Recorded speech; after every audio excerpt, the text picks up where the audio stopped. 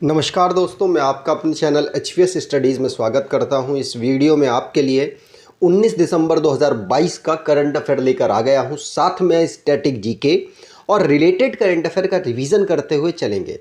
अगर आप इस चैनल पर पहली बार आए हो तो चैनल को सब्सक्राइब कर लीजिएगा। वीडियो अच्छी लगे तो वीडियो लाइक करके ज़रूर जाइएगा। लास्ट में आपके लिए क्विज़ रखा है, उस क्विज़ को ज़रूर सॉल्व कीजिएगा।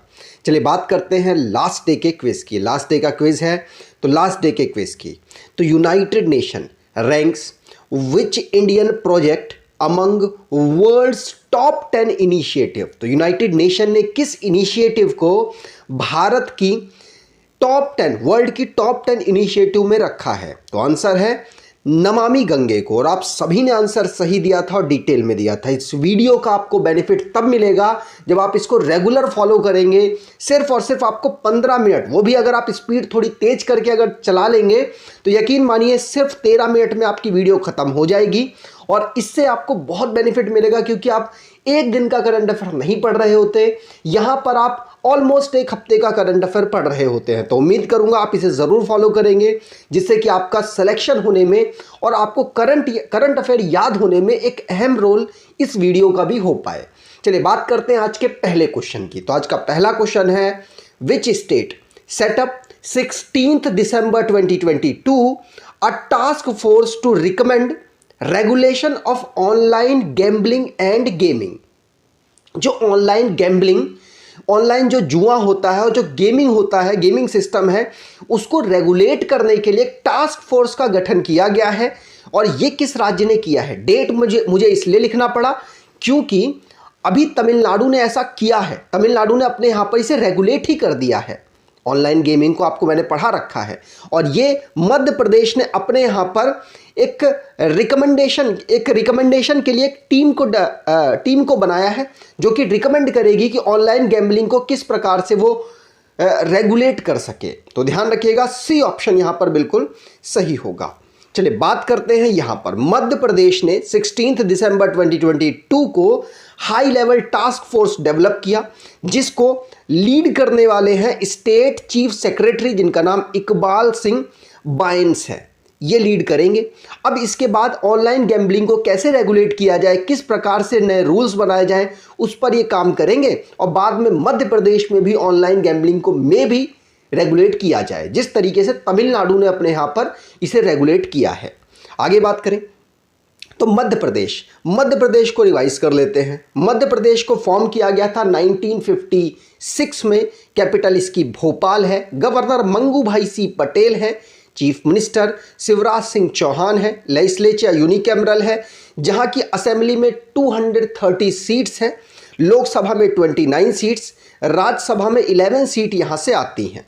हाई कोर्ट की बात करें तो मध्य प्रदेश का हाई कोर्ट जबलपुर में लोकेटेड है। एरिया वाइज ये सेकंड पोजीशन पर आता है राजस्थान के बाद। और अगर नेशनल पार्क की बात करें तो Bandhavgarh national park, fossil national park, Indira Priyadarshini Pench national park, Kanha national park, Madhav national park, Panna national park, Sanjay national park, Satpura और वन विहार नेशनल पार्क यहाँ के नेशनल पार्क हैं। मैप पर देखें तो मध्य प्रदेश भारत के राजस्थान, उत्तर प्रदेश, छत्तीसगढ़, महाराष्ट्र और गुजरात के साथ बाउंड्री को टच करता है।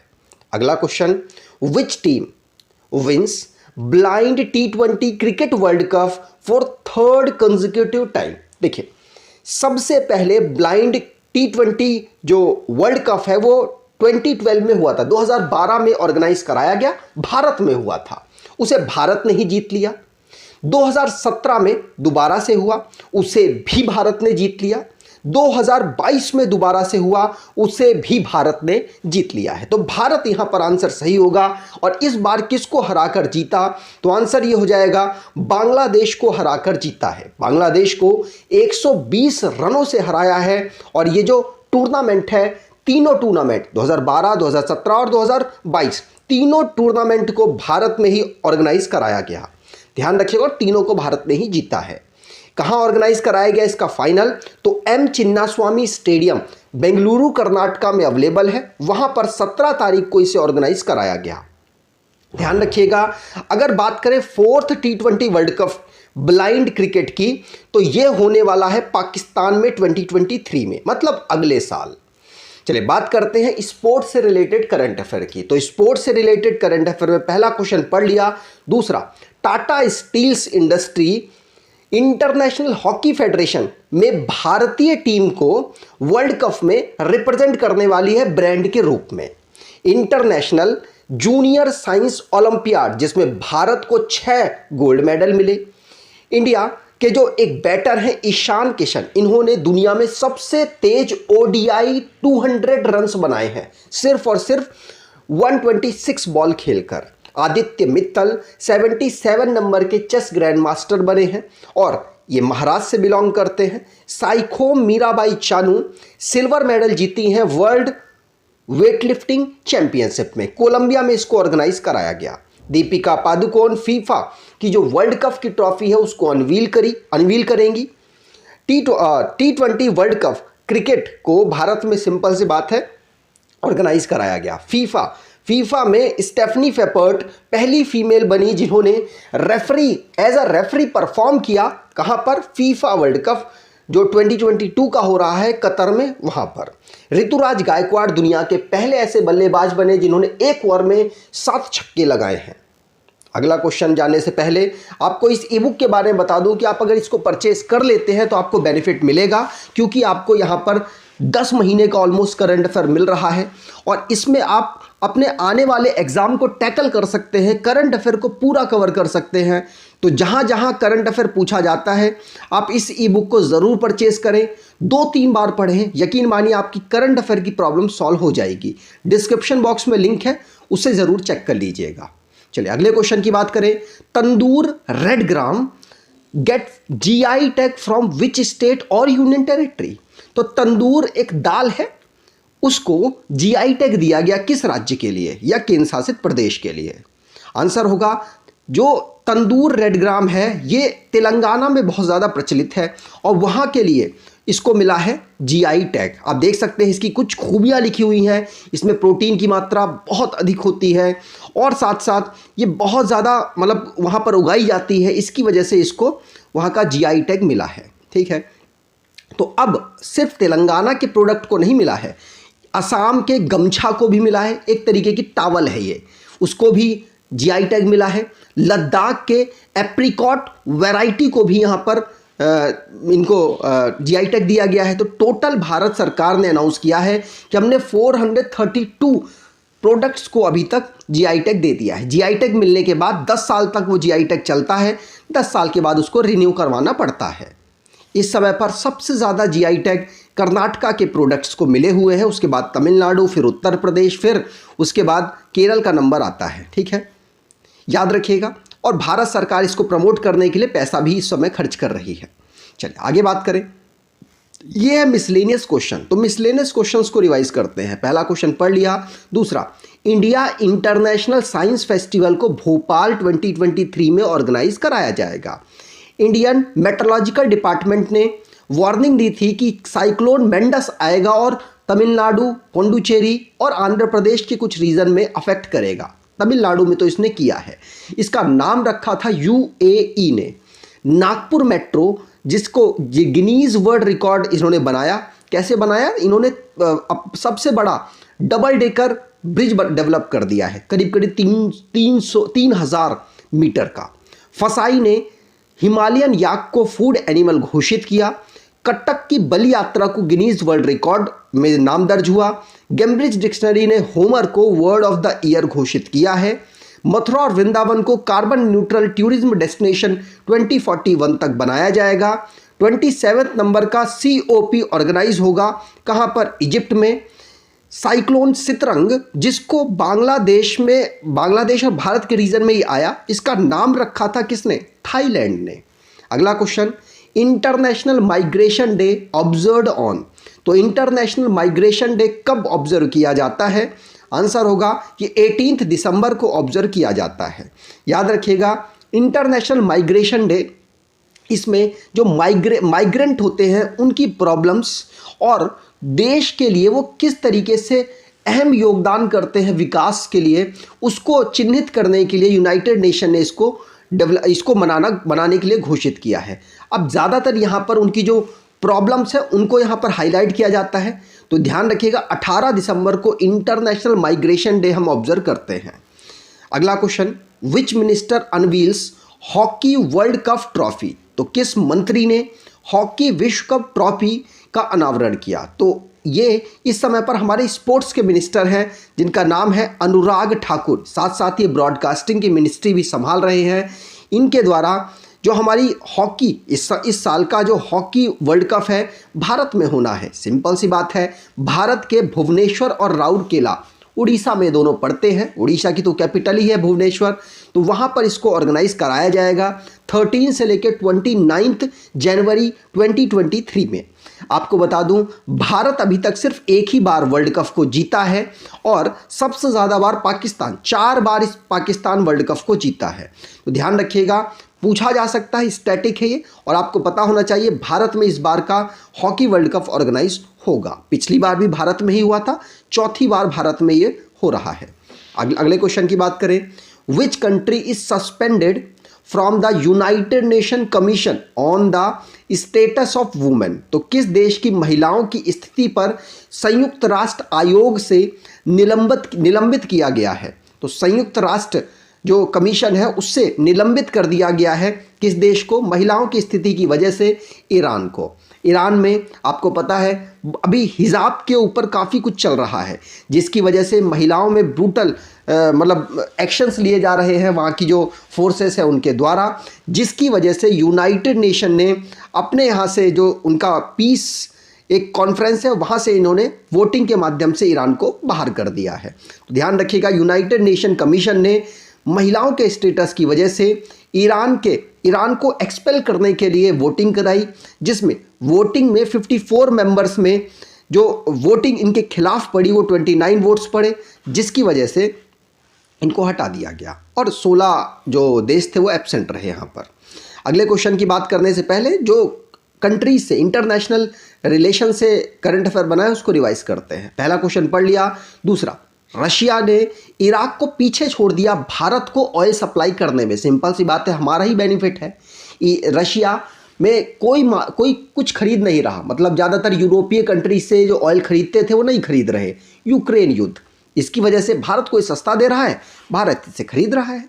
न्यूजीलैंड में सिगरेट को बैन कर दिया गया है, जो 2009 से बच्चे आगे पैदा होंगे उनको सिगरेट बेचना प्रोहिबिटेड है।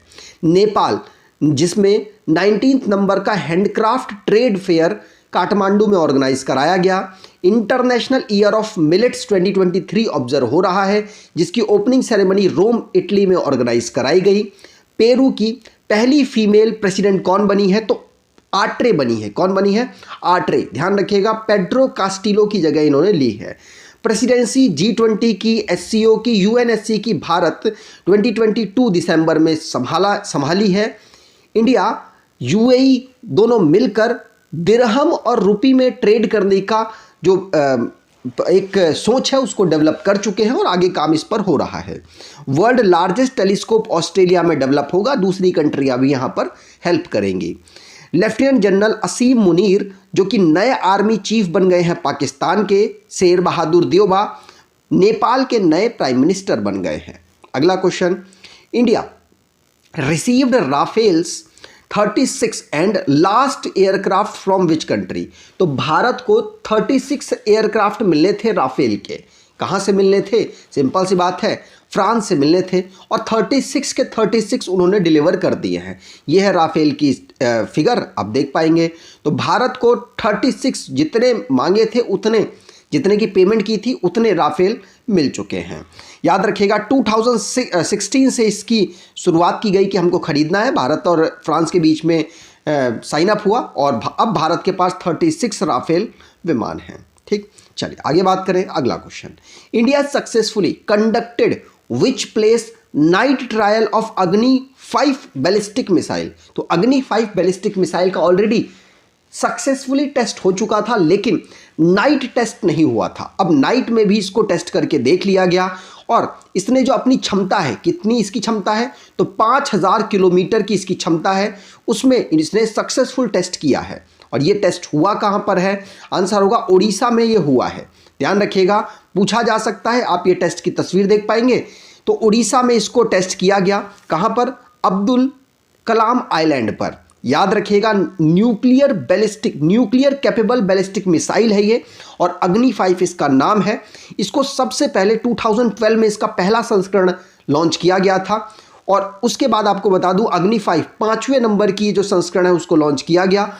5000 किलोमीटर इसकी टोटल रेंज है, मतलब भारत अपने चाइना के बॉर्डर से अगर इसको छोड़ता है तो चाइना के दूसरे बॉर्डर जो दूसरी तरफ पड़ता है रशिया की तरफ, वहां तक ये पहुंच सकता है। साथ साथ यूरोप को भी भारत अपने यहाँ से टैकल इस मिसाइल के माध्यम से कर सकता है। अब यहाँ पर डिफेंस से रिलेटेड क्वेश्चन बना है तो रिवाइज करते हैं। भारत का जो अग्नि 5 वाला क्वेश्चन है वो हमने पढ़ लिया। इसरो ने नाविक को डेवलप करने की घोषणा की है और कहा है कि हम जीपीएस की तरह इसको डेवलप करेंगे, मतलब L1 फ्रीक्वेंसी पर इसको लाएंगे। अभी L5 के आसपास की फ्रीक्वेंसी नाविक होल्ड करता है, जिसकी वजह से जो बहुत सारे सेलुलर फोन्स तो सपोर्ट करते हैं, लेकिन बहुत सारे सेलुलर फोन्स सपोर्ट नहीं करते नाविक को। यूएस के साइंटिस्ट जिन्होंने न्यूक्लियर फ्यूजन एनर्जी से बहुत सारी एनर्जी डेवलप की है, और ये ऐसा पहली बार हुआ है, इसलिए इम्पॉर्टेंट है और आगे चल के दुनिया में जो ग्रीन एनर्जी है उसको बनाने में ये मदद करेगा। भारत पहली कंट्री ऐसी बना जिसने अपने सैटेलाइट कम्युनिकेशन के स्पेक्ट्रम को ऑक्शन करने की घोषणा कर दी है, मतलब बेचने की घोषणा कर दी है। इसरो ने जियो लद्दाख नाम से स्पेशल डेटा इंफ्रास्ट्रक्चर जियो पोर्टल को डेवलप किया, जो कि लद्दाख की बाउंड्रीज को डिटेक्ट करेगा और उस पर नज़र रखेगा। MK3 हेलीकॉप्टर है जिसको भारत की जो कंपनी हिंदुस्तान एरोनॉटिक्स लिमिटेड के द्वारा डेवलप किया गया, चेन्नई बेस्ड है। भारत पहली इंटीग्रेटेड रॉकेट फैसिलिटी तेलंगाना में इसने इनॉग्रेट की है। यूएस के नासा जिसने आर्मटिस 1 रॉकेट को लॉन्च कर दिया, ये आर्मटिस यूएस का मून मिशन है जिसमें मैन और वुमेन को भेजेगा। स्काईरूट एरोस्पेस भारत की पहली प्राइवेट कंपनी ऐसी बनी जिसने प्राइवेटली रॉकेट को लॉन्च करवाया है इसरो से, मतलब पहली प्राइवेट डेवलप्ड रॉकेट भारत ने लॉन्च कर दी है इसरो के माध्यम से। अगला question, Divya Kala Shakti 2022 related to which of the following category of people. तो दिव्य काल शक्ति 2022 निम्नलिखित में से किस श्रेणी के लोगों से संबंधित है? तो दिव्य काल शक्ति ये संबंधित है पर्सन विद डिसेबिलिटी से।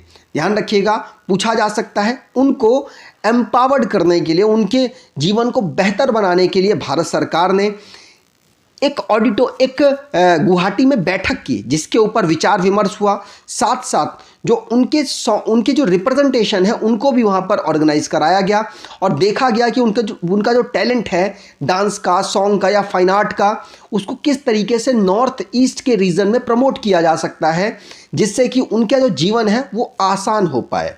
इसीलिए department of empowerment of person with disability जो कि गवर्नमेंट ऑफ इंडिया है, ये कोशिश करेगी कि उनका उद्धार, उनका जो जीवन व्यापन है किस प्रकार से बेहतर हो सके। इसके लिए एक बैठक ऑर्गेनाइज हुई। कहाँ पर हुई? तो गुवाहाटी, आसाम में ऑर्गेनाइज हुई है। अगले क्वेश्चन की बात करें। अगला क्वेश्चन है आपके लिए quiz, which company became the official partner of international hockey federation Odisha hockey mains world cup 2023। तो हॉकी मेंस वर्ल्ड कप होगा 2023 में, भारत में होगा। कौन सी कंपनी भारत की ऑफिशियल पार्टनर बनी है? कमेंट बॉक्स में डिटेल में आंसर दीजिएगा। अगर आपको ये वीडियो अच्छी लगी है तो आपसे अनुरोध करूंगा, वीडियो को रेगुलर फॉलो करेंगे तो आपको ज़रूर बेनिफिट होगा। अगर बेनिफिट होता है तो यकीन मानिए आपका एग्जाम भी निकलेगा, इसलिए मैं आपसे ये रिक्वेस्ट करूंगा कि आप इसको रेगुलर फॉलो करें जिससे कि आपका सिलेक्शन होने में आसानी हो पाए। उम्मीद करूंगा अच्छी लगी हो वीडियो तो लाइक करके जरूर जाएंगे, अपने कुछ दोस्तों तक शेयर करेंगे। धन्यवाद।